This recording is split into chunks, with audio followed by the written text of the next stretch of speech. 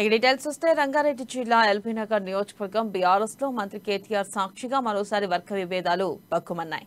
కేటీఆర్ వ్యక్తిగత కార్యదర్శి కానుగుల శ్రీనివాస్ తల్లి రాములమ్మ ఇటీవల మృతి చెందడంతో వనస్థలిపురంలో ప్రశాంత్ నగర్ లోని వారి ఇంటికి మంత్రి పరామర్శించారు. ఇక ఈ సందర్భంగా ఎమ్మెల్యే సుధీర్ రెడ్డితో పాటు ఆయన అనుచరులు, ఎల్బీనగర్ ఇన్ఛార్జ్ రామ్మోహన్ గౌడ్ తో పాటు ఆయన అనుచరులు అక్కడికి చేరుకున్నారు. కేటీఆర్ తిరిగి వెళ్తుండగా రామ్మోహన్ గౌడ్, సుధీర్ రెడ్డి వర్గీయులు పోటాపోటీగా నినాదాలు చేశారు. దీంతో అక్కడ ఇరు వర్గాల మధ్య తోపులాట జరగడంతో కాసేపు ఉద్రిక్త పరిస్థితులు చోటు చేసుకున్నాయి. పోలీసులు జోక్యం చేసుకుని ఇరు వర్గాలను విడదీయడంతో గొడవ సద్దుమణిగింది.